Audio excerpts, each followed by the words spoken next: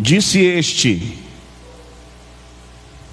deixe-me ir, pois vem o amanhecer. Jacó, porém, respondeu: não te deixarei, a não ser que me abençoes. Perguntou-lhe, pois, como te chamas? Ele respondeu: Jacó.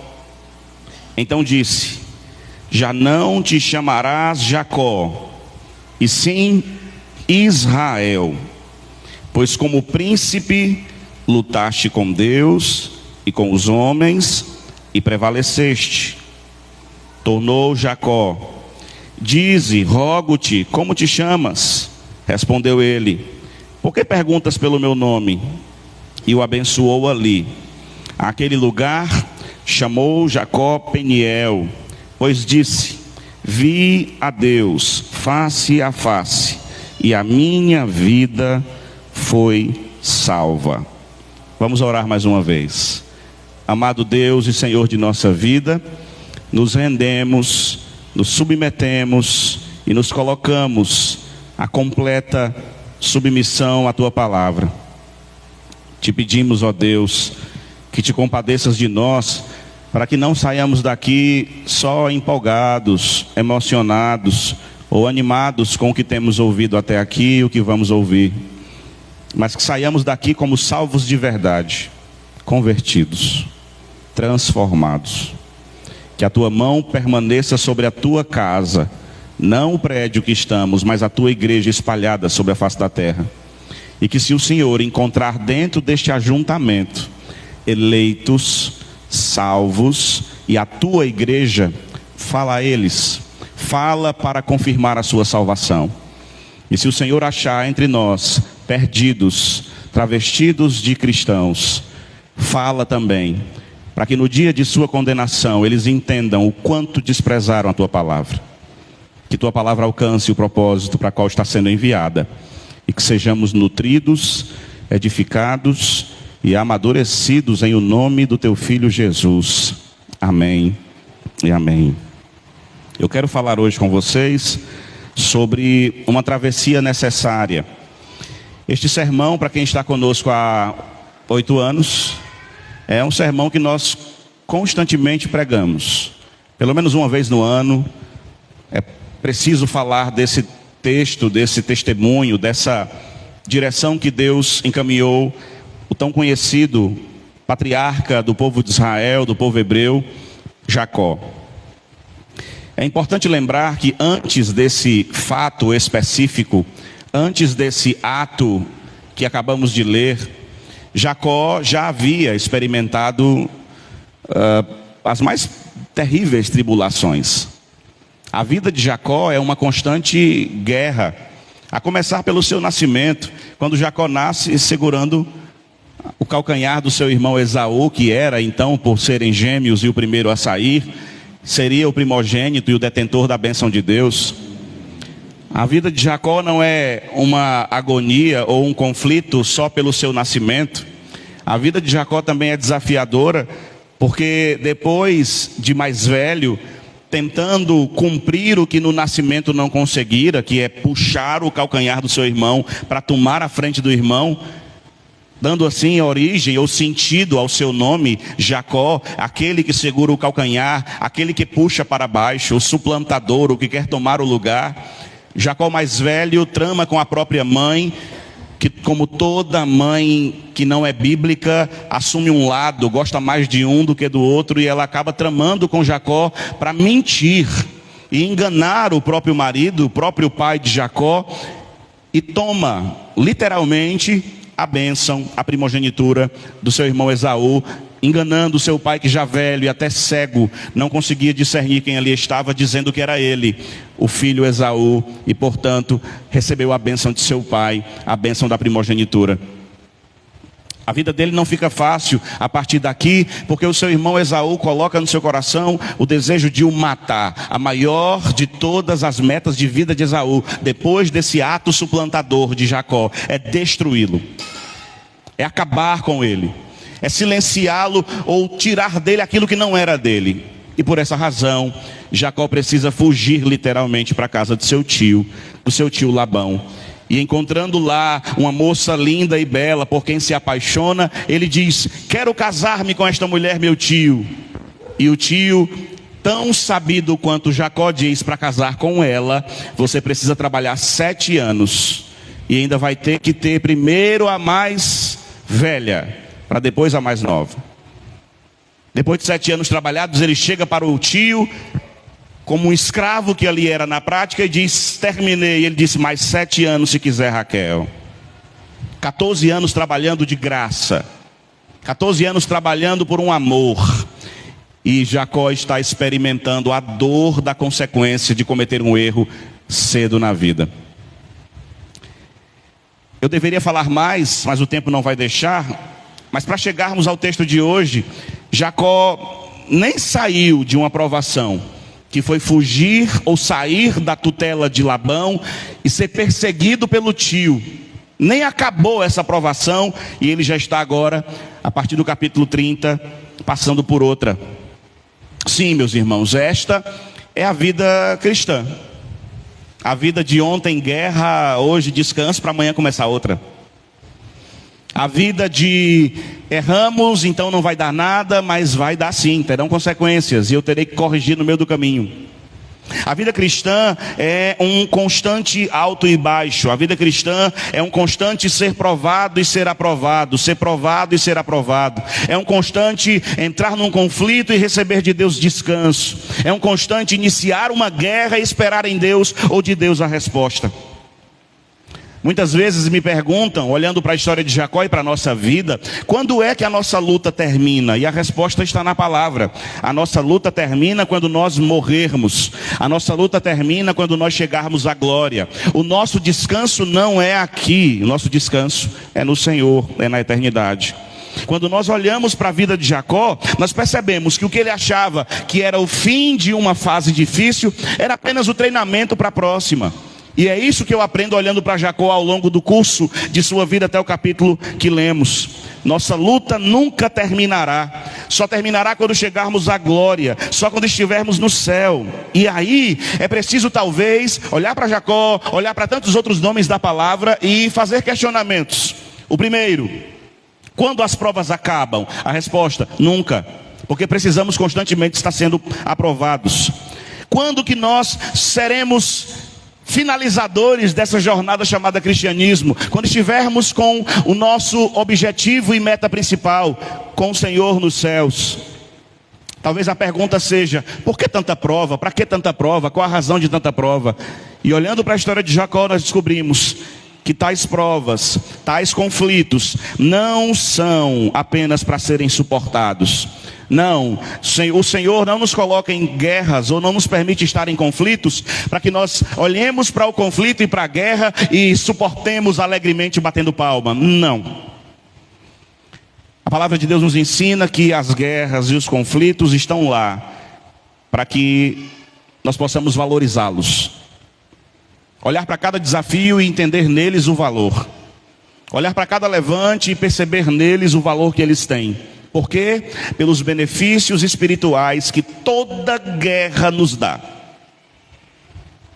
A palavra de Deus, através do homem de Deus Pedro, na primeira carta, capítulo 1, verso 7 diz: assim acontece os conflitos, as tribulações, para que fique comprovado que a fé que vocês têm, muito mais valiosa do que o ouro que perece, mesmo que refinado pelo fogo, é genuína e resultará em louvor, em glória e em honra quando Cristo Jesus for revelado. Todas as guerras, todos os conflitos, todas as provações acontecem e são valiosas para que nós entendamos, experimentemos o que é louvar, glorificar e honrar a Deus quando Ele se revelar a nós. Charles Spurgeon dizia que tem 3 caminhos para que o homem conheça a Deus: a oração, a leitura da palavra e a dor. Alguns leem a palavra e tratam como um livro comum e por isso não vivem. Não conhecerão a honra, a glória e o louvor. Alguns até dizem que oram, só não mudam nada. Não conhecerão o louvor, a glória e a honra. Quem sabe agora que Jacó está sentindo dor, Jacó não muda. Quem sabe agora que o crente está sentindo dor, não seja a hora que ele se humilhe e desça do pedestal da sua arrogância e entenda que a dor também me ensina quem é Deus. Quando eu falo de Jacó, eu estou tentando entrar no Jaboque, o lugar em que ele terá daqui a pouco o encontro com o Senhor. E Jaboque quer dizer travessia. E quando eu penso em travessia, me permita sair um pouco do texto nessa introdução, para lembrar a você que a história do povo hebreu já teve outras travessias. Se não lembremos, a travessia do Mar Vermelho, no livro do Êxodo. O povo de Deus estava no Egito há 400 anos, prisioneiro, debaixo da tutela de Faraó, do domínio opressor de Faraó, e pediam a Deus um libertador. O Egito, a figura do mundo destruidor que odeia a Deus. Os 400 anos de silêncio, a demonstração de que a desobediência nos leva ao silêncio de Deus. Faraó, a imagem ou a prefiguração de Satanás, aquele que oprime e destrói o povo de Deus, ou esmaga o povo de Deus. O libertador, o Cristo, que lá no Êxodo já sinaliza para o Evangelho que nós precisávamos de um libertador que nos tirasse do Egito, nos tirasse da mão de Faraó e nos desse liberdade. Pois bem, eles saíram do Egito, saímos do mundo, saíram debaixo da pesada mão de Faraó, saímos debaixo da mão opressora do diabo. Abandonaram a prisão, se livraram da escravidão. Cristo fez a mesma coisa, nos arrancando do império das trevas e nos transportando para o reino do Filho do seu amor. O agir de Deus que arrancou o Egito, ou o povo de Deus do Egito e de Faraó, foi o mesmo agir de Deus que nos arrancou do nosso pecado, que nos arrancou da nossa morte, que nos arrancou das mãos do inimigo de nossas almas. E agora, depois de sair do Egito e de toda a opressão, o povo caminha com toda alegria e celebração até aparecer diante deles o quê? O Mar Vermelho. Olha, nada ensina mais quem é o crente do que essa saída do Egito até chegar no mar. Quando Moisés disse, Deus falou, bora sair, oh glória, aleluia, vamos para o culto, é celebração, é ação de graça. Apareceu o mar, esse Deus não presta para nada, sinceramente. Para que me tirar do Egito se eu vou morrer aqui? Isso é coisa que se faça. Lá era muito melhor, lá tinha cebola, lá tinha cenoura, lá tinha comida, lá tinha trabalho digno. O crente é essa coisa horrível, que pede a Deus que haja em seu favor, e quando Deus age, ele se comporta feito um jumento. E um brabo, porque até o jumento escuta a voz do dono. O povo está diante do mar. E depois de todo o livramento que Deus estava encaminhando, o povo olhou e começou a murmurar. Olha que interessante. Deus tirou o povo do Egito, tirou o povo da mão de Faraó, tirou o povo da sua prisão, e o povo está agora se rebelando contra Moisés, o instrumento de Deus, está agora murmurando contra o que Deus estava fazendo, e está se colocando como inimigo de Deus. Colossenses 1:13 diz, Ele nos resgatou do domínio das trevas, e nos transportou para o Filho do seu amado. A travessia do Mar Vermelho me ensina que alguns saem do Egito, até deixaram o mundo, mas eles morrem nos seus próprios desertos. Quanta gente entregou sua vida a Cristo, ouviu a pregação do Evangelho e disse, eu sou agora evangélico. E são pessoas que, como o povo que saiu do Egito, até caminharão, mas morrerão no caminho. Porque pela rebeldia, pela insubmissão, pela murmuração, pela demonstração de que não é grato. 2,5 milhões de homens, se colocarmos mulheres e crianças, aproximadamente 6 milhões de pessoas morreram no deserto, depois de terem recebido um livramento imenso. Depois de Deus tê-los tirado do Egito, tê-los tirado da opressão de Faraó, aquele povo atravessa o Mar Vermelho. Olha o tamanho do milagre que Deus realizou. E estes não chegaram à terra prometida, morreram no deserto, andando em círculo, porque eram murmuradores, rebeldes, insubmissos. Essa travessia do Mar Vermelho me ensina que algumas pessoas até deixam o mundo, mas o mundo nunca deixa elas. Elas saem do Egito, é verdade, mas muitas vezes o Egito permanece nelas. Gente que sai da opressão de Faraó e procura a próxima opressão para viver, porque não suporta a alegria do Senhor. Gente que vive na igreja evangélica, mas não sabe o que é celebrar a fé. A travessia do Mar Vermelho me ensina que sair do Egito não é suficiente. Botar a sainha, a camisa social, é um grande manequim que não significa nada. Dar a paz do Senhor e dizer que não é mais católico ou espírita não faz de você um salvo, faz de você um adereço dentro de um prédio. Sair do Egito, sair do mundo, sair da opressão de Satanás é uma bênção, mas se não houverem outras travessias, você infelizmente morrerá no deserto. Há uma outra travessia, ato contínuo a essa que acabei de citar, que é a travessia do Jordão. Vocês lembram que depois de toda a morte, ou de tanta morte, de todos aqueles que Moisés conduziu até o monte em que eles olharam para a terra, mas não entraram. Vocês lembram que no meio do caminho, a história nos diz que 12 espias foram ver a terra, da nova geração, e chegando lá a pergunta foi: e aí? 10 disseram: horrível, terrível, pesado, complicado, não presta, não vamos lá, nós vamos morrer, tem um bocado de gente grande lá, vai acabar com a gente. E 2, Josué e Caleb disseram: não, vamos sim, Deus não disse que é nosso. O povo acabou de atravessar o Mar Vermelho, acabou de sair do mundo e da mão de Faraó, e já está lembrando, a nova geração já está relembrando que o povo de Deus esquece muito fácil o que Deus promete. Eles caminham em direção à terra prometida, agora sob a direção de Josué. E Josué eu amo, sabe por quê? Porque Josué ensina: não dependa de Moisés. Quem caminha com Josué não depende de Moisés. Quem caminha com Josué entra na guerra, entra na batalha. Estão indo, motivados, espada na bainha, felizes, tomados de motivação. Josué agora vai nos colocar na terra. Até que de repente aparece um rio, o Rio Jordão, e se coloca como uma barreira, como uma intransposição até a terra.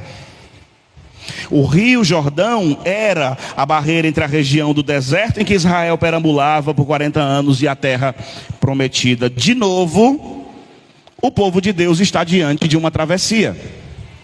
E eu acho incrível, porque quando eles chegam diante do Jordão, com temor de não atravessar de novo, e olha como o povo é esquecido, acabaram de atravessar o quê? O mar. E estão preocupados com o rio. Eles olham para o rio e com a preocupação deles, clamam a Josué. E Josué reúne os líderes, reúne os representantes das tribos. Eu amo o que Josué faz. Josué pede o que Deus pediu a Josué: que aquele povo tomasse uma decisão. Porque para atravessar o Mar Vermelho foi necessário confiar, apesar de serem murmuradores e rebeldes. Mas para atravessar o Jordão era necessário decidir depender de Deus. Era necessário decidir confiar que o Senhor não muda. Essa travessia do Jordão exigia um compromisso. Tanto que Josué levanta 12 pedras, representando as 12 tribos, e faz um memorial, e faz todo o povo hebreu clamar ao Deus dos céus, assumindo um compromisso de nunca mais abandonar o Senhor. Sabe o que a travessia do Jordão me ensina? Que nós precisamos assumir compromisso de se manter com Deus. Porque sair do Egito, até as vacas saíram, até os bois saíram, até os jumentos e cavalos saíram. Mas permanecer com o Senhor exige comprometimento. Se não vejamos Josué 3:5, o Senhor fala com Josué e diz: Josué, vem cá, diga ao povo que se santifique. Quem tem que santificar? Josué? Todos. Santifiquem-se, porque amanhã o Senhor fará maravilhas no meio de vocês. Antes em Moisés, socorro, Moisés dizia, Deus socorro, e Deus dizia, estende a mão, estava resolvido. Em Josué disse, Deus socorro, e Deus disse, diga ao povo que se santifique. Acabou a festa. Quem quer ver Deus presente, se santifica. Quem quer ver Deus agindo, se santifica. Quem quer ver Deus operando e estendendo a mão, se santifica. Quem quer ver Deus cuidando do seu povo, continuar cuidando do seu povo, se santifica. O que me ensina que eu preciso de comprometimento com Deus. Não é só dizer eu sou dele, mas assumir compromisso a ponto de Deus olhar para mim e me ver como filho. O que é o compromisso? O Jordão me lembra o batismo, a palavra, a oração, o desejo de crescer em Deus. O povo saiu do Egito, vivenciaram o Mar Vermelho, transpuseram o Jordão, mas eles nunca experimentaram a profundidade de Deus. Tanto que o livro depois de Josué, qual é? Cadê os PGs? Juízes. E o que aconteceu no livro de Juízes? E o povo fez o que era mal aos olhos do Senhor. Quantas vezes? Percebe que não é só sair do Egito, mas é assumir compromisso com Deus. E não é só assumir compromisso com Deus, porque tem gente batizada que vai para o inferno.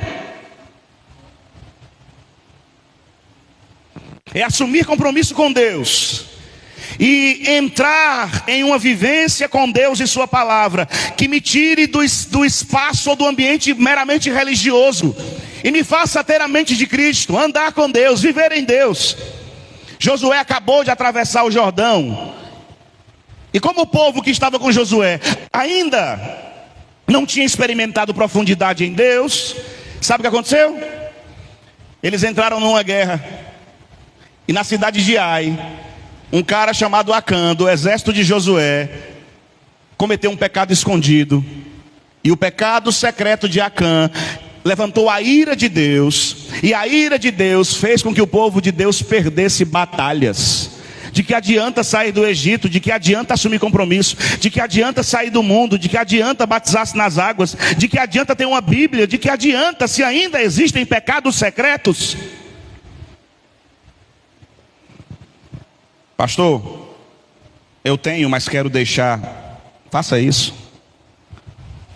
Porque pecados secretos são a demonstração de que você está prestes a cair, se não caiu. Aqueles homens que acabaram de atravessar o Jordão eram servos do ego, servos de si mesmos. E aquela comunidade que andou com Josué estava enfraquecida. Por quê? Porque pecado enfraquece. Olhe bem para mim. Quando você começa com a desculpa de não, é por isso, é por aquilo outro, deixa eu dizer uma coisa a você, é pecado. É porque você não tem coragem de chamar pelo nome, mas eu sei. Todo crente espiritual e bíblico sabe que a única coisa que esfria a relação do crente com Deus não é a igreja, é o pecado do crente. Paremos de dar justificativas. Não porque ele é bonito, não porque ele é feio, não porque eu gosto, não porque eu não gosto. É o seu pecado que está lhe matando e você não quer soltá-lo. É o seu pecado que está lhe enfraquecendo como um câncer roendo os seus ossos. E você vai morrer abraçado com ele, porque você insiste em não se relacionar com Deus de verdade. Aquele povo andava com Josué, andou com juízes, andou em tantos tempos e em tantas eras, e todas as vezes foi o pecado que os matou. Para aquele povo que saiu com Josué, servir a Deus ainda era confuso. Porque morreram no deserto com Moisés e alguns estavam enfraquecendo com Josué. O que eu aprendo aqui, vou voltar para o texto, é que o povo de Moisés e o povo de Josué, o povo de Deus, nós precisamos de uma vida completa. Porque uma vida incompleta é uma vida carente de uma travessia profunda. Por isso que o texto que lemos, em Gênesis 32, nos coloca no cenário de Jacó, que teve todas as experiências mais lamentáveis da sua vida, incluindo os seus erros e as suas próprias adversidades. E o texto, por favor, Assis, no verso 1 e no verso 2, 32, verso 1 e verso 2. Jacó também seguiu o seu caminho, e anjos de Deus vieram ao encontro dele. Quando Jacó avistou, disse: este é o acampamento de Deus. Por isso deu aquele lugar o nome de Manaim. Jacó agora está voltando, ou tentando voltar para casa, voltar para sua terra. Depois de fugir ou sair em mal-estar com Labão, que o perseguiu, Jacó quer voltar para sua terra, voltar para sua família, voltar para o ambiente do seu lar. E o texto diz que enquanto Jacó se dirigia para casa, Deus lhe mostrou as hostes de anjos enviadas para protegê-lo. O texto diz que Jacó sai em direção ao seu irmão e no caminho a prova está diante dos olhos de Jacó. Ele não está sozinho, ele não está desacompanhado, ele não está abandonado. O texto diz que anjos de Deus estavam com ele. O verso 1 fala: anjos de Deus saíram a encontrá-lo. E o verso 2 diz: quando viu, disse. Ou seja, não eram só os anjos que estavam, Jacó viu. Jacó deu uma olhada e olhou para a terra e viu que tinha um exército de homens com eles. Jacó olhou para o céu e viu que tinha um exército no céu com eles. Jacó olhou e percebeu que ele estava muito bem acompanhado por pessoas na terra. Mas ele olhou para a glória e para o céu e viu que ele estava muito bem acompanhado com seres celestiais. Jacó percebeu que não estava só, porque tinha um grupo de pessoas que era a sua família, a sua casa, os seus homens de confiança. E olhou para o céu e viu que Deus estava com ele e que os anjos conduziam a ele e foram ao encontro dele para o guardar. Jacó está indo em direção ao seu irmão com medo da morte, com medo dos levantes, com medo da ação do seu irmão contra ele. Mas Deus está sinalizando, dizendo a Jacó: você não vai só, a terra está com você e o céu está com você. Os homens estão ao seu lado, mas os anjos também estão ao seu lado. Quando ele volta ou caminha em direção àquele lugar, esses anjos aparecem, e quando Jacó vê, ele chama como memorial aquele lugar de Manaim. Quer dizer acampamento de Deus, ou lugar de duas hostes, lugar de dois exércitos. Quando Jacó disse que o nome daquele lugar é Manaim, ele está dizendo: peraí, esse lugar não é lugar comum. Esse lugar é um lugar em que Deus confirma que não nos deixa só. Sabe qual foi a última vez que Jacó teve uma experiência dessa? Lá em Betel, cabecinha numa pedra. Lembram disso? De novo Jacó está tendo uma experiência profunda. O que chamamos na teologia de teofania é Deus se manifestando a Jacó. É Deus fazendo o que ele fazia no Antigo Testamento. Ele aparecia de maneira gloriosa aos seus. Ele se revelava de maneira gloriosa aos seus. Quando Jacó vê aquela teofania, Jacó descobre que ele pode voltar sem medo. Porque se o povo da terra, os seus, estão com ele, e se o povo do céu, os anjos, estão com ele, para que ter medo de Esaú? Pode voltar em paz. Havia um bando com Jacó e um exército no céu. Para que ter medo? Sabe o que eu vejo aqui, irmãos? Ou me lembra aqui? A palavra de Deus no Salmo 34 diz: o anjo do Senhor acampa-se ao redor dos que o temem e os livra. Quando Deus diz: não os deixarei, eu não desampararei, está claro, Todos os dias há anjos cercando o povo de Deus, cuidando do seu povo. E deixa eu lhe dizer, não é anjo de guarda não, não precisa acender vela não. É anjos de Deus que estão a serviço dos seres espirituais salvos que somos nós. Os anjos trabalham para a igreja, os anjos cuidam a mando de Deus da igreja, os anjos cercam a igreja. Pois bem, o povo de Deus que estava com Jacó está recebendo do céu uma sinalização: pode voltar em paz, não tem o que temer, os anjos estão ao seu redor. Verso 3 até o verso 5, só que presta atenção. Jacó enviou adiante dele mensageiros a Esaú, seu irmão, na terra de Seir, região de Edom, e lhes ordenou: vocês dirão o seguinte do meu senhor Esaú. Olha o jeito que ele está chamando o irmão dele: meu senhor Esaú. Assim diz o teu servo Jacó. O teu quê? Mudou, não mudou não? Estive com Labão e lá permaneci até agora. Verso 5. Tenho bois, tenho jumentos, tenho ovelhas, tenho cabras, servos e servos. Envio agora esta mensagem ao meu senhor para alcançar o seu favor. Deixa eu dizer uma coisa a você. Eu acabei de falar que Jacó olhou para o céu e viu o quê? Ele olhou para a terra e viu quem? Homens. Jacó está guardado ou não? Sim, só que Jacó está morrendo de medo ainda. O coração de Jacó está tomado de incerteza. A alma de Jacó está cheia de medo. Ele pensou: beleza que eu estou vendo anjo, tudo bem que eu estou vendo um bocado de gente aqui, mas se Esaú vier e quiser me matar, eu morro do mesmo jeito. A alma de Jacó está tomada de angústia e preocupação. Por quê? Porque ele havia fugido de Canaã com medo de Esaú. Agora ele tem que voltar. E ele estava sendo torturado pelo medo de que Esaú estivesse irritado com ele ainda. Aí ele manda mensageiros para dizer: teu servo Jacó, olha como é sabido. Teu servo Jacó mandou uma mensagem para você, meu senhor Esaú, de que ele tem tudo, ele tem boi, ele tem gado, ele tá cheio de fartura, vai precisar de nada do senhor. Pode ficar tranquilo, ele não vai lhe roubar de novo não.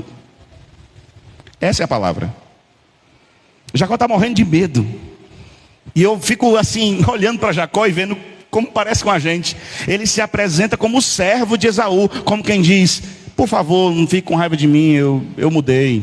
Depois ele fala das suas possessões, deixando claro para Esaú que ele não tinha necessidades e que ele não precisava tomar mais nada do seu próprio irmão. Parece que Jacó viu anjos no céu, irmãos. Parece que Jacó viu gente ao redor dele. Verso 6 ao verso 8.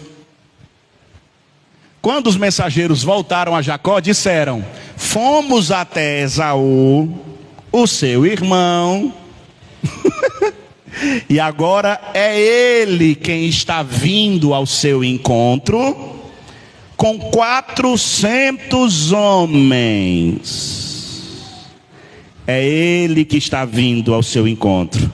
Então Jacó teve medo, se perturbou, dividiu o grupo dele em 2 bandos, o povo que estava com ele, os rebanhos e os bois e os camelos, porque ele disse: vamos dividir 2 grupos, porque se ele vier e atacar um bando, o outro bando corre. Será que o coração de Jacó está em paz, irmãos? Verso 8, pois disse: se vier Esaú a um bando e ferir, o outro bando vai escapar. Irmãos, deixa eu ver se você consegue entender. Jacó está voltando para casa. Ele está com medo do seu irmão. E no caminho de volta para casa, com medo do seu irmão, ele descobre que o seu irmão tomou conhecimento que ele estava indo. E o irmão dele disse: ah, então eu vou encontrá-lo. Não é uma notícia boa? Eu estou indo rever meu irmão, e o meu irmão está dizendo: ah, então pode dizer para ele que eu estou indo, eu e mais um exército de homens.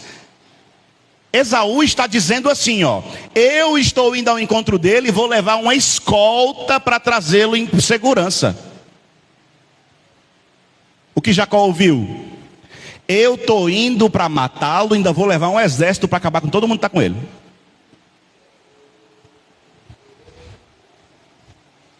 Irmãos, quando a gente está distante de Deus, ou distante das promessas de Deus, ou distante da palavra de Deus, ou estamos assim meio avesso, meio lá, meio cá com o evangelho, tudo o que Deus fala, a gente escuta diferente.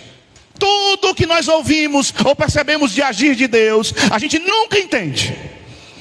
Jacó disse: eu quero voltar e que o meu irmão queira eu de volta. Esaú diz: então diga a ele que eu estou voltando e estou indo com um exército para o guardar e proteger.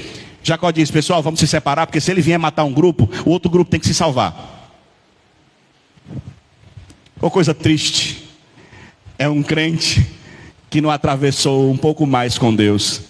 Ele nunca entende o que Deus fala, nunca entende o que Deus está fazendo, nunca entende. Deus diz: eu estou ouvindo sua oração, e ele escuta: Deus não quer mais saber de mim. É sério, é terrível, porque para surpresa de Jacó, Esaú enviou resposta. Ora, se eu estou com ódio de alguém, eu respondo? Não. Se Esaú mandou resposta, isso não é um sinal, não? Diga a ele que eu estou indo ao encontro dele. Você acha que o inimigo ia dizer: diga a ele que eu estou voltando, fique em paz? O inimigo ia dizer: pois eu estou indo matá-lo, viu? Pode me dar recado. Irmãos, Esaú ouviu a respeito de Jacó e do seu retorno e já estava aguardando ele. Ele estava preparado para atendê-lo, para buscá-lo, para ajudá-lo a chegar em casa. E Jacó estava preparado para o pior, esperando por um desastre.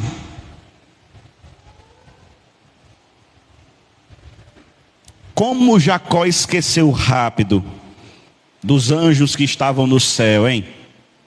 Como Jacó esqueceu rápido das promessas que Deus tinha feito ao seu pai e essas promessas que alcançavam ele também, hein? Como a gente esquece rápido o que Deus fala na palavra. Como a gente esquece rápido do cuidado de Deus. Como a gente é veloz em esquecer o tamanho do cuidado de Deus em nós e por nós. Quando Jacó escuta que o irmão dele está vindo com 400 homens, ao invés de dizer glória a Deus, ele me ouviu, me respondeu, ainda está vindo, oh, coisa boa. Pelo menos uma coisa Jacó fez certo. Verso 9 até o 12. Jacó orou. Pelo menos, deixa eu falar. Agora eu vou atingir de tijolado um bocado de gente aqui. Vai, prepara. Quando Jacó está com medo, quando Jacó está angustiado, quando Jacó está sofrendo, pelo menos ele não vai para o status do WhatsApp para mostrar que é vítima para as pessoas. Pelo menos isso. Jacó foi orar.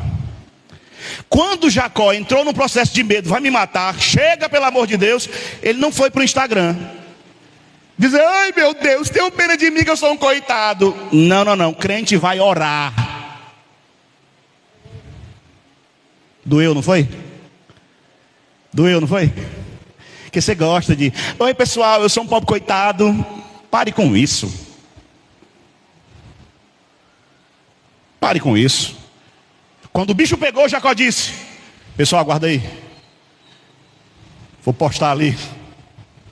Não, vou orar. Verso 9. Não, peraí.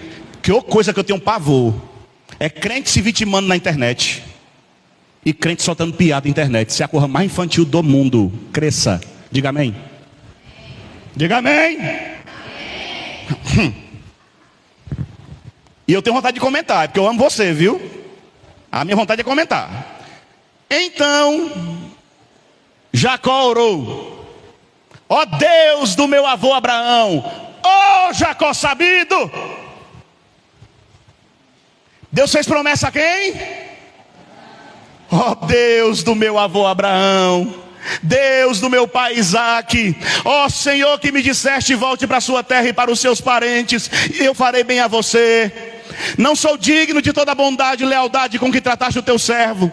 Quando atravessei o Jordão, eu tinha apenas o meu cajado, mas agora possuo 2 acampamentos. Livra-me, rogo-te, das mãos do meu irmão Esaú, porque tenho medo que ele venha nos atacar, tanto a mim como as mães e as crianças. Tu prometeste: esteja certo de que eu farei bem a você e tornarei os seus descendentes tão numerosos como a areia do mar, que não se pode contar. Irmãos, oração não muda a circunstância, oração muda aquele que ora.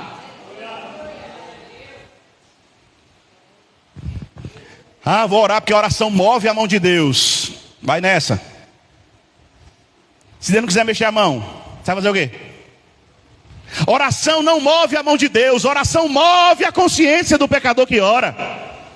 Percebe? Jacó estava com medo, sim ou não? Jacó estava preocupado, sim ou não? Sim. E quando Jacó está tenso e preocupado, dizendo: meu irmão vai vir aí, ele vai me matar, nós temos que se espalhar, tem que fugir um lado se ele vier para o outro, Jacó vai orar a Deus. E olha a oração de Jacó.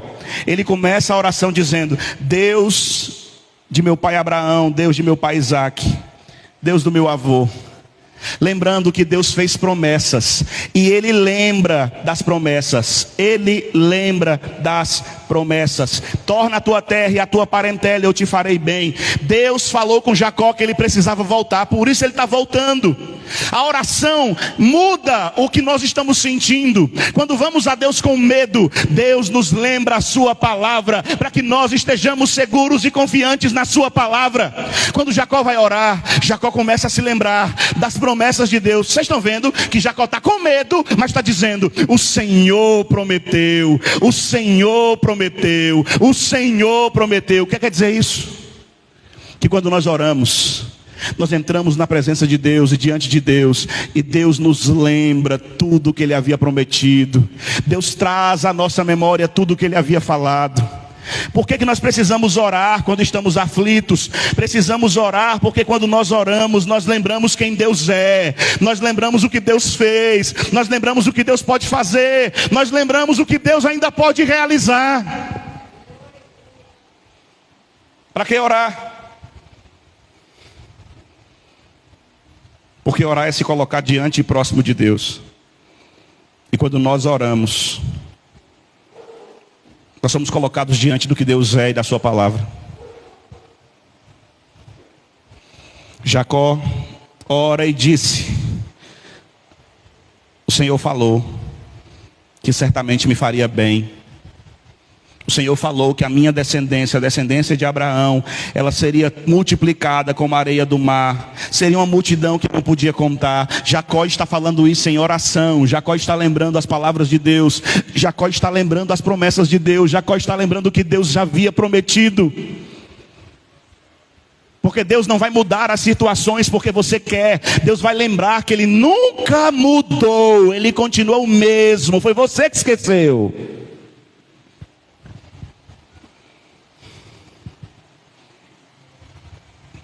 A oração de Jacó nos ensina que nos tempos de conflito e medo, nos tempos de aflição e angústia, nós precisamos orar para lembrar quem é o nosso Deus, ou o que Deus tem falado a nosso respeito. Eu queria tanto que você entendesse como Jacó, que Deus ainda é fiel para cumprir a sua palavra na sua vida. Queria tanto que você não esquecesse que Deus é o mesmo e Ele não mudou. Queria tanto que você dobrasse o joelho. Sabe por quê? Porque a gente vai orar a Deus e vai com aquele caderno de compra, né? Oi Deus, tudo bem? Eu vim aqui te pedir, vim aqui te pedir, vim aqui te pedir. E Jacó me ensina que nos tempos de aflição, nós dizemos: Deus, Tu que és o Senhor de Abraão, de Isaque e de Jacó, o Senhor falou na Tua palavra, me faz crer nessa palavra. Me sustenta nessa palavra, me anima nessa palavra. Percebe que um crente de verdade, ele começa a lembrar o que Deus prometeu em sua palavra. Aí ele levanta e diz: nossa, que oração poderosa. A pergunta é: mudou o quê?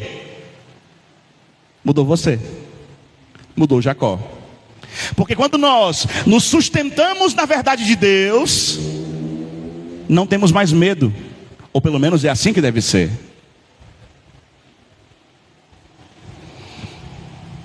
Só que no verso 13, pode deixar vocês. Só que no verso 13, o texto diz assim: tendo passado ali aquela noite, separou do que tinha um presente para o seu irmão. Ó, ele separou, diz o texto, 200 cabras, 20 bodes, 200 ovelhas, 20 carneiros, 30 camelos de leite com suas crias, 40 vacas, 10 touros, 20 jumentas, 10 jumentinhos. Meu Deus, se o almino congregasse aqui, tinha acabado com esse homem. Entregou às mãos dos seus servos, cada rebanho à parte, e disse aos seus servos: passai diante de mim e deixe o espaço entre rebanho e rebanho. O que Jacó está fazendo? Pessoal, eu vou separar muitos presentes para Esaú, mas manda devagar, bota 20 jumentos na frente, escura um pouquinho, aí quando terminar de passar, passa os carneiros de leite, vai passando devagarinho, para ele ir vendo e gostando. Vocês estão entendendo qual é a estratégia de Jacó? Jacó está mandando presentes depois da oração, para que o irmão dele fique com o coração aberto, leve, mole. Jacó acabou de orar para quê? Deus, que o Senhor encontre favor no coração do meu irmão, porque eu quero voltar para casa, eu quero viver tua palavra, eu sei que o Senhor prometeu isso. Ele não pediu para voltar, o irmão dele está em paz? De que adianta você orar, ó Deus, onipotente, aleluia, e amanhã você não fazer nada? Que adianta? Eu escuto, às vezes eu escuto, dá um negócio assim meio complicado. Ai meu Deus, Canindé não tem nada. É verdade. Principalmente para desocupado. Principalmente para preguiçoso. Principalmente para quem não tem nenhuma formação e não busca ter. Deus abre a porta. Aí amanhã você está deitado na rede assistindo TV Globinho. Deus é tão bom que não dá um AVC. Porque você acabou de...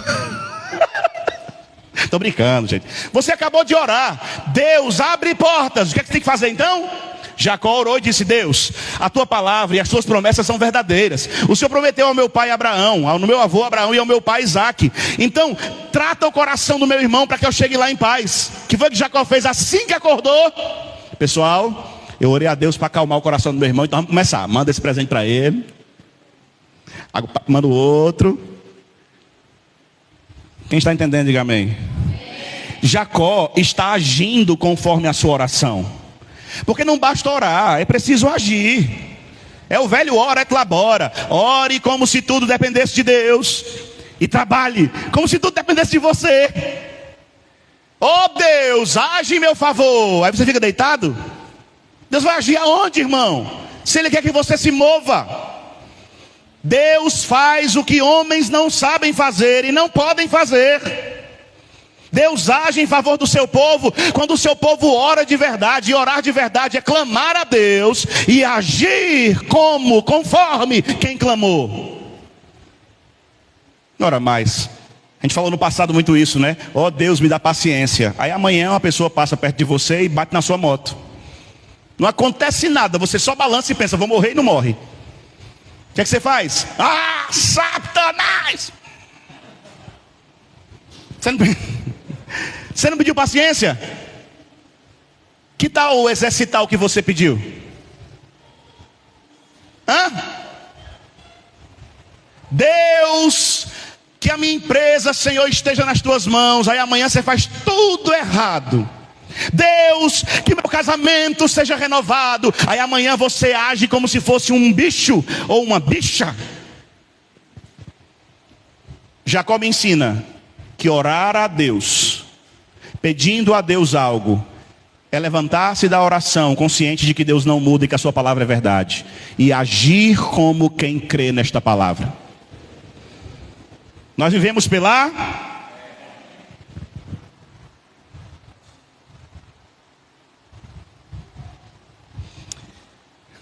Verso 21, que não vai dar tempo de continuar. O verso 21 está escrito: assim passou o presente para diante dele.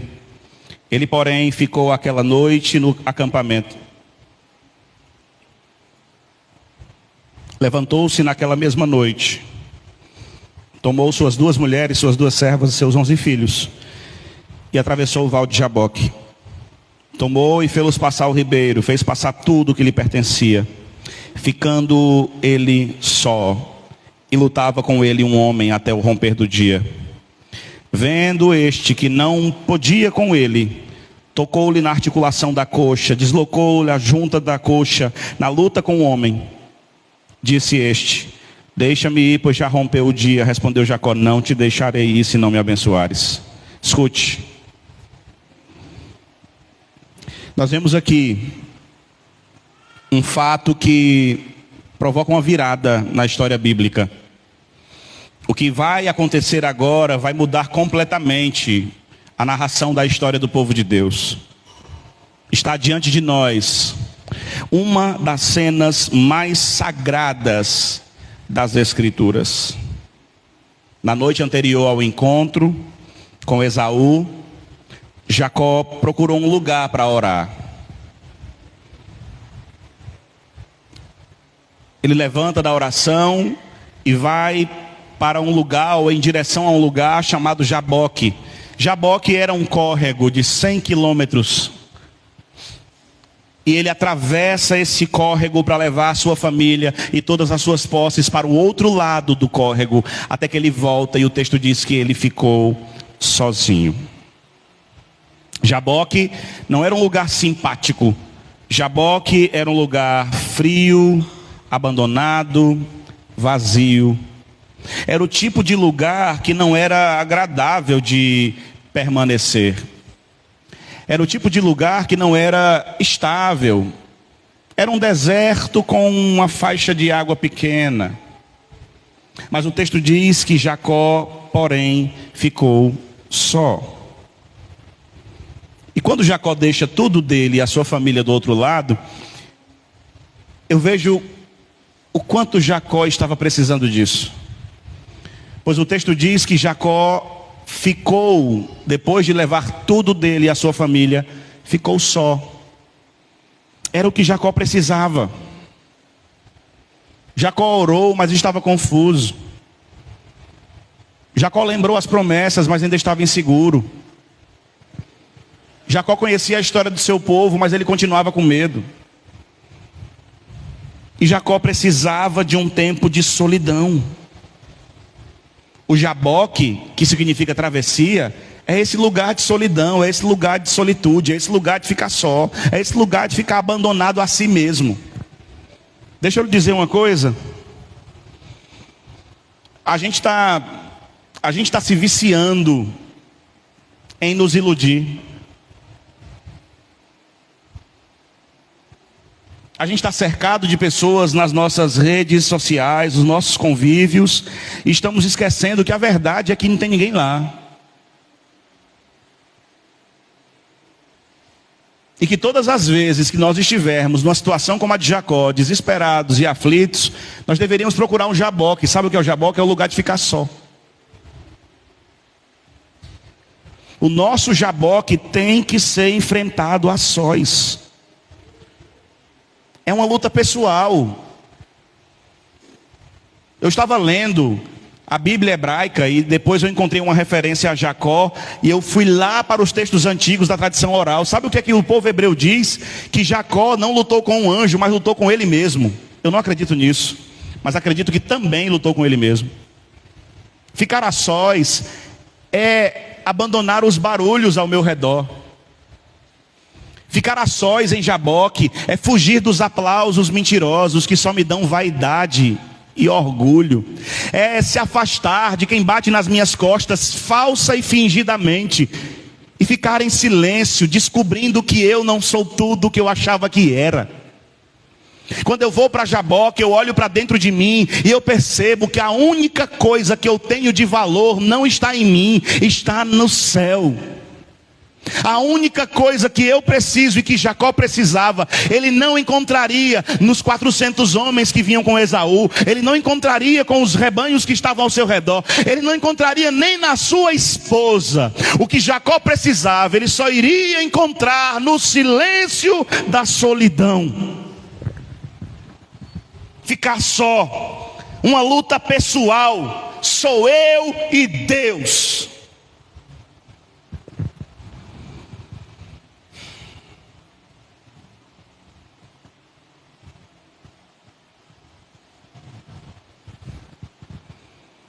Jaboque é um lugar onde o nosso Jacó, esse ser teimoso, errante, esse ser angustiado, medroso. Jaboque é um lugar onde o nosso Jacó dá o último suspiro. O único lugar que mata o velho Jacó é a solidão com Deus.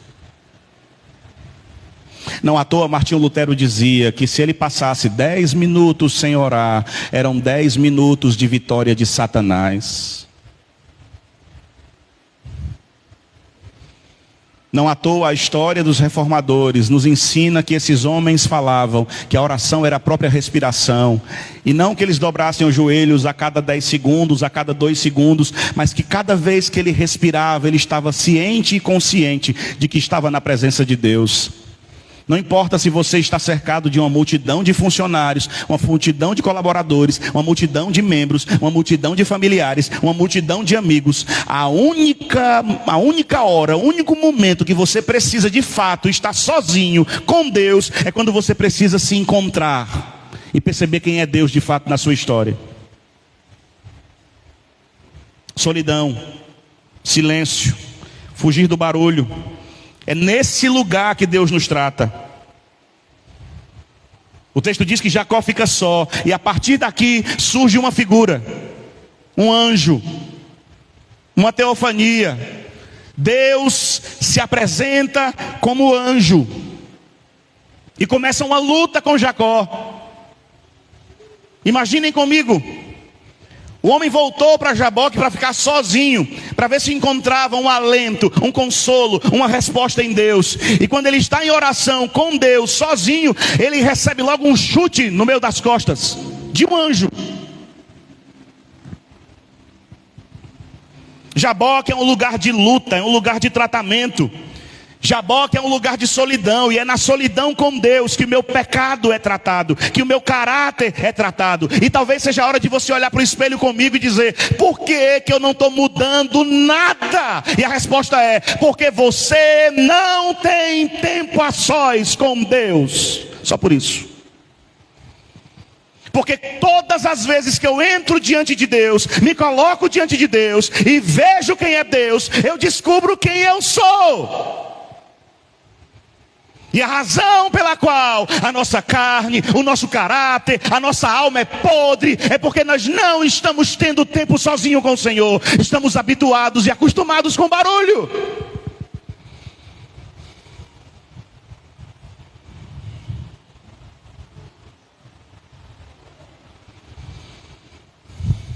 Jaboque mata a religião, irmãos.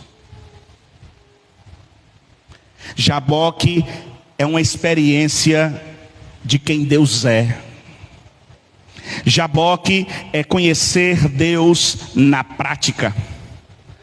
Jaboque é olhar para o redor e não ver ninguém e Deus dizer: e agora, vai fugir de mim quando? Vai fugir de mim por quê?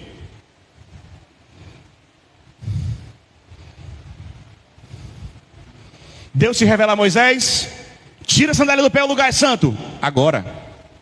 Quero ver o Senhor. Vai, não, senão morre. Deus se revela a Isaías: ai de mim, eu vou morrer. Deus se revela a Jó. E Jó diz: eu pensei que eu te conhecia, eu não sei de nada. Eu só ouvia falar de ti, mas agora eu sei quem o Senhor é. É quando nós estamos a sós com Deus, em solidão, ouvindo apenas a voz de Deus, que nós somos tratados, que nós somos convertidos, que nós olhamos para a santidade, para a grandeza e para a glória de Deus e descobrimos o tamanho da minha miséria. O texto diz que lutou com Jacó, um anjo, até o dia amanhecer. Imagine comigo. Você está no seu quarto. E você diz: ó Deus, eu vim aqui até o Senhor porque eu quero falar contigo. E daqui a pouco começa uma confusão. E quando você olha, você não descobre o que está lhe batendo.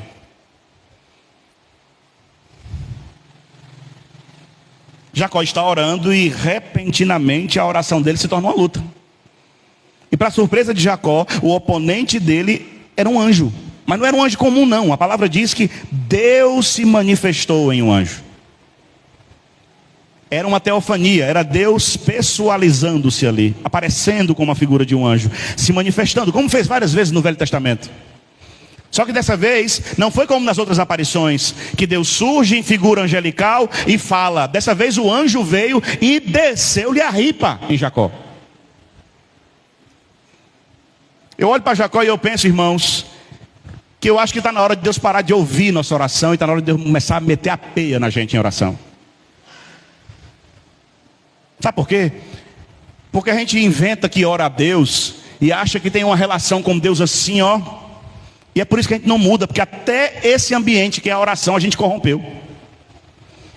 Então a partir de hoje peça: Deus, trata a minha vida como tratou Jacó. Peça assim. Quem sabe você acorda com umas manchas assim nas costas. Estou brincando. A ideia é que houve uma luta não comum, que Deus estava ali guerreando com Jacó.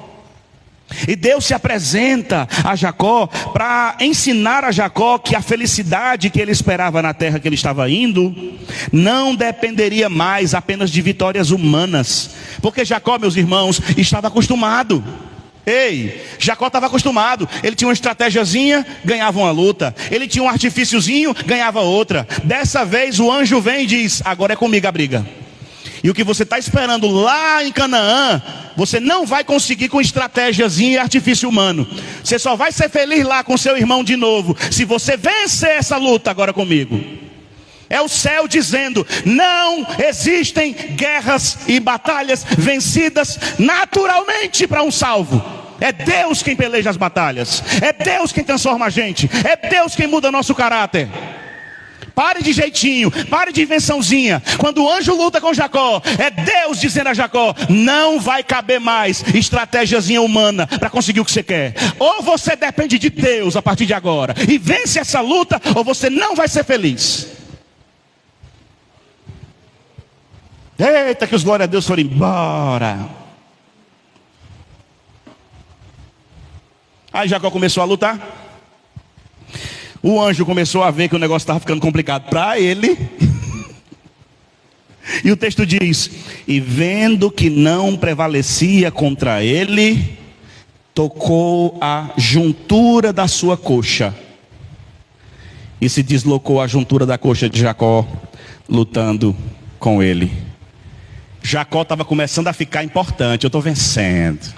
A briga está boa. Até o anjo aqui eu estou botando é para... Aí o anjo fez assim, ó, na coxa dele. No nervo da coxa. E cadê Jacó levantar? Se você estuda hebraico, você descobre que a coxa é lugar de autoridade entre o povo hebreu. Todas as grandes bênçãos e todas as grandes operações de Deus no meio do seu povo passavam por um ritual. O ritual de colocar a mão debaixo da coxa da figura que era o patriarca. E quando a mão era colocada debaixo da coxa, a palavra de bênção era liberada. E só era autorizada porque ele estava tocando na autoridade da figura paterna. Jacó está muito grande, irmãos. Quando o anjo fere a coxa, é o anjo lembrando duas coisas. Primeiro, a autoridade que você acha que tem acabou. Quem é a autoridade agora sobre a sua vida é Deus. Segunda lição é que quando o anjo toca em Jacó e deixa Jacó com a junta ou com o nervo da coxa machucado, é o anjo dizendo que a força ou o apoio que Jacó achava que tinha por meio da sua força natural também não seria mais útil. Porque a vitória de Jacó teria que ser espiritual e não mais pela própria força. Meus irmãos, Jacó teria que depender da bênção de Deus daqui para frente. E não mais dos seus argumentos. E não mais da sua força. E não mais do seu jeito. A luta foi árdua para obter essa bênção. E o ferimento foi dolorido para que ele nunca esquecesse. Para que ele lembrasse para sempre que quem o sustentaria não seria nem o seu corpo mais. Era o Deus que o sustentava de pé.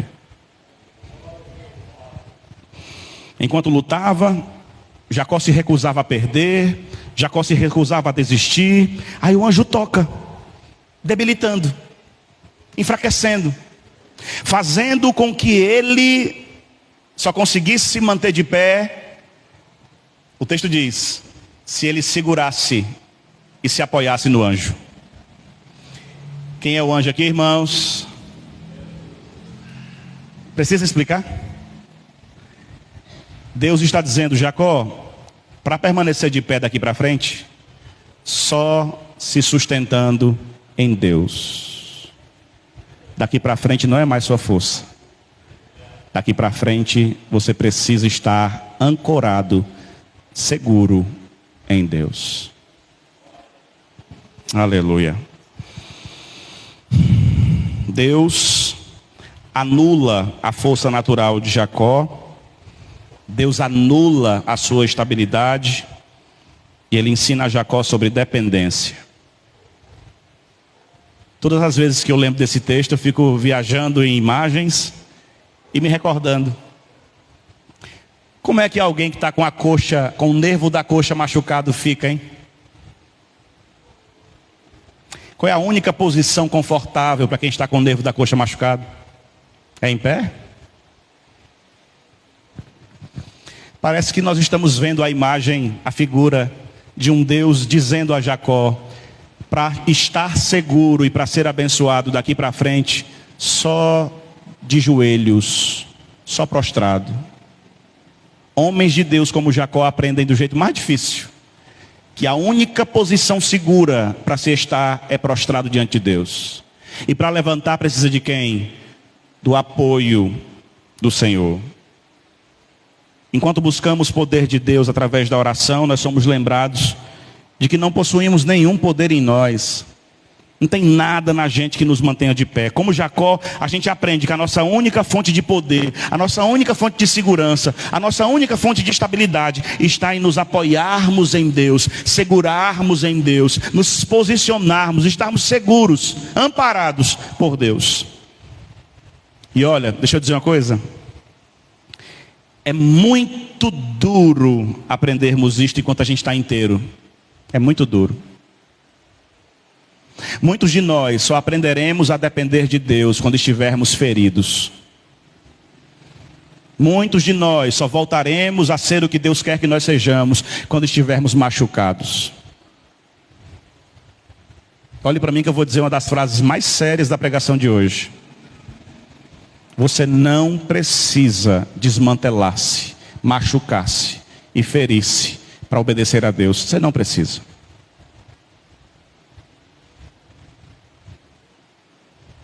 Alguns aqui presentes continuarão suas vidas até o dia em que estiverem com o nervo da coxa machucado e não conseguirem andar. E quando não conseguirem andar, vão dizer: Deus, por favor, pelo menos agora. Não foi assim com Sansão? Sansão olhou para Deus e disse: pela última vez, derrama teu espírito sobre mim, por favor, pela última vez. Você não precisa disso. Você precisa estar consciente de quem Deus é e obedecer a palavra de Deus sem medo de perder ninguém nem nada. Sabe por quê? Porque é melhor aprender a depender de Deus inteiro do que precisar ser ferido, ser machucado e sentir dor para depender de Deus. No meio daquela luta, depois que o anjo toca na coxa de Jacó e ele cai, o anjo pergunta para Jacó: qual é o teu nome? E a resposta dele é Jacó. Sabe o que está acontecendo aqui? Eu vou encerrar. Espera um pouquinho aí, louvor. Quanto mais nos aproximamos de Deus, melhor nós enxergamos a nossa própria fraqueza. Quando o anjo olha para Jacó e diz: me diz o teu nome, ele está dizendo: assuma quem você é para mim. Me fale sem enganação quem é você. Porque, gente, aqui no culto nós somos lindos, irmão. Aqui no culto nós estamos cheirosos. Ó, estou usando Ferrari Black. No culto você bota roupa bonita, sapato legal. Na solidão, no a sós com Deus, Deus vai perguntar para você: tem coragem de falar quem é você de verdade? Ou vai fingir de novo? Quando o anjo pergunta qual o seu nome, ele diz Jacó. Sabe o que ele está dizendo? Eu puxei o calcanhar do meu irmão. Eu enganei meu pai. Eu tentei suplantar a autoridade do meu irmão E eu tomei aquilo que era dele. Eu tentei enganar Labão. Eu sempre fui oportunista. Sempre quis me dar bem. Quando ele diz Jacó é o meu nome, ele está dizendo: o Senhor sabe que eu não presto. Porque meu nome diz isso. É o que o anjo está fazendo, é o que Deus está fazendo. Sim, Jacó vai ter o nome mudado, mas antes de Jacó ter o nome mudado, ele precisava admitir quem ele era. Pense numa frase chata que eu vou dizer agora, mas é verdade. Deus tem uma nova história para a sua igreja. Mas antes de Deus mudar histórias, Ele exige que você admita quem você é, sem máscara, sem fingimento. Quantas vezes nós vamos a Deus em oração: ó Deus, meu Pai, soberano, infalível, eu te amo, eu te adoro, e Deus de ouvido fechado dizendo: para de mentir. Deus quer mudar a gente, Deus quer transformar a gente, mas nós insistimos em ir até Deus com máscaras. Quando o anjo pergunta: quem é você? Jacó diz: eu não presto, eu não mereço estar em tua presença, eu não sou uma boa pessoa, eu não mereço te chamar de Deus e nem de qualquer coisa que esteja diante de mim. O anjo machuca Jacó para dizer: será possível que ferido tu não vai assumir quem tu é, rapaz? E Jacó diz: vou, eu assumo. Eu sou suplantador, sou oportunista, quero tomar o lugar das pessoas. A história inteira eu quis me dar bem, quis estar por cima dos outros. Eu sou isso, anjo, eu sou isso, Deus. E o anjo olha para Deus, e Deus olha para o anjo. E Deus e o anjo, que são a figura revelada dele diante de Jacó, diz: a partir de hoje, teu nome não é mais Jacó, teu nome é Israel. Porque só um príncipe assume quem ele é. Só um homem transformado tem coragem de admitir quem ele é. Só alguém que luta espiritualmente em oração, em espírito e em verdade diante de Deus, não mente sobre quem é em essência, porque quer ser mudado.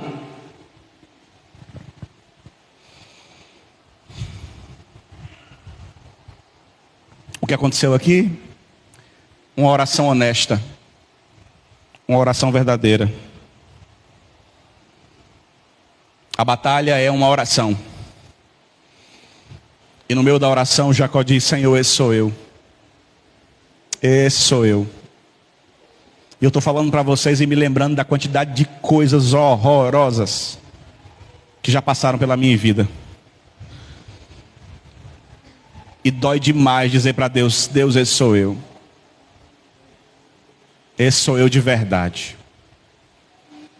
Mas é maravilhoso ver, olhar e ouvir Deus dizendo: pois eu vou mudar o seu nome. E você nunca mais será essa tragédia. A partir de agora você é um homem de Deus, uma mulher de Deus. E eu mudo a sua história. Eu mudo quem você é. E eu te abençoo.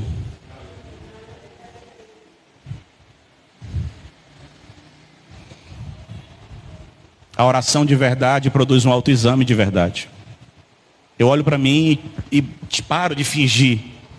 E eu vejo quem eu sou e peço a Deus: me ajuda, porque eu não quero ser mais isso. Quantas vezes eu perguntei: qual é a bênção de Jacó? Sabe qual é a bênção de Jacó? É o nome dele mudado. A bênção que Deus deu a Jacó não foi nada material. Foi mudar o nome dele. A bênção de Jacó foi dar a ele uma nova história e a oportunidade de ser recebido na mesma casa que ele enganou. Ele foi recebido como um homem transformado, como um homem mudado. Você quer saber qual é a maior bênção que Deus tem para a sua vida? Mudar a sua história, lhe fazer parecido com ele. E lá nos lugares que você foi visto como motivo de vergonha, Deus quer que você volte para lá, para que vejam que Ele está em você e que você não é mais aquilo. Jacó volta para casa com um novo nome. Jacó volta para casa com a nova história. Jacó volta para casa e dizem: qual o seu nome agora? E ele diz: é Israel. Porque eu não sou mais um manipulador. Eu sou um príncipe do Senhor. Eu represento um rei nessa terra. É assim que Deus quer ver você. Como alguém que luta em oração, mas que entende sua posição diante de Deus. Você é um príncipe e uma princesa dos céus. Porque estamos debaixo da autoridade do Rei dos Reis. Você é representante de Deus. Você é embaixador do reino. Comporte-se como. Porte-se como. E por último, Michele louvou. Talvez uma das lições mais lindas desse texto é: diga comigo, por gentileza, Deus não desiste das pessoas, mesmo elas sendo indignas.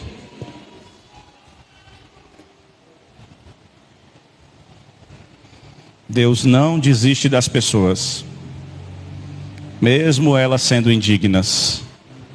Ah, mas é Jacó. É Israel agora. Deus não desistiu de Jacó, não. Ah, mas o senhor não sabe o que Jacó fez. E nem quero. Porque se Jacó lutou com Deus e Deus mudou o nome dele, quem sou eu para querer voltar para o nome antigo? Que tal a gente se comportar como filhos e não como Deus? Porque se Deus não desistiu de Jacó e mudou a história dele, não serei eu o que vai devolver a Jacó o nome antigo e tratá-lo como seu passado. Fique de pé.